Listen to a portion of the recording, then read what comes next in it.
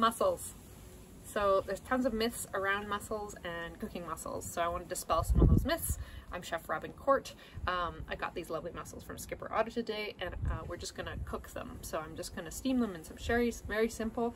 I'm going to tap each one. You can see how the mouth is slightly open of this right now, so I want to make sure that that's totally closed before I decide it's ready to cook, or it's safe to cook. So what I'll do is just tap the mussel and make sure that it closes entirely. And he's closing, you probably can't tell that, but he moved. So if you see your mussel move or the shell closes, that means he's alive and he's good to cook. So I usually separate my mussels into alive and not alive before I cook them. And then once I cook them, I know that all of them are safe, even if they're tightly shut and closed.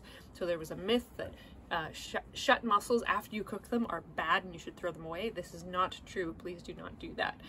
That just means it's the liveliest mussel of the bunch because its abductor muscle is holding that shell closed. So test for aliveness before you cook, and then when you cook, you know that all of your mussels are good to eat. So yeah, let's look at mussels. Okay. So mussels. So this one is, I just tapped him and he closed, so I know this one is good to eat. He does have a little nick in his shell here, so that can introduce bacteria into your mussels. So if you're cooking them for yourself, I would eat this, but if I'm cooking for a group or catering, then I would throw them away. So I'm just gonna sort all of these mussels here that I got from Skipper Otto today into good and bad. So here's my mussels. So you can see that that guy is open, right? So I'm just gonna tap him and see if he closes. And yes, he is slowly moving closed. Cool. So this one is good. So I'm putting him in the good pile. This guy is tightly closed, so good pile. You can see he's open. Do a little tap. And he is moving.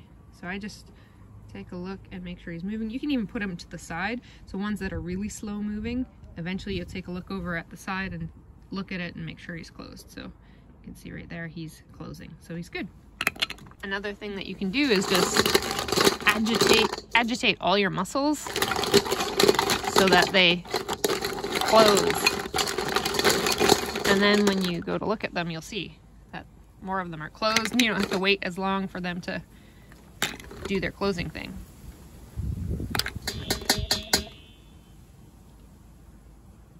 That is a dead mussel. There you go. He's not moving at all. So then you put him to the side, you throw him away. And then after you've done this process, you sorted into good and bad, you know before you cook that all your mussels are live and good to eat. So here are mussels that I've tested. These are all alive, so that's great.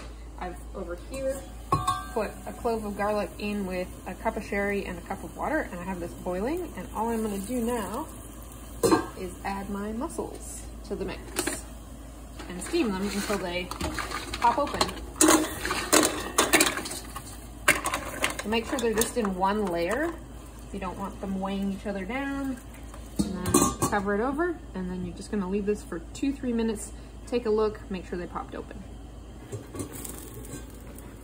All right, it's been about 2 minutes. So I'm just going to take my slotted spoon. See, they've all popped open more. But even if they weren't popped open, let's say one was closed in here, you could just leave it steam a little bit longer and it would probably pop open. And anyway, regardless, these are all good to eat. So here is the beard. So that's that part of the mussel here.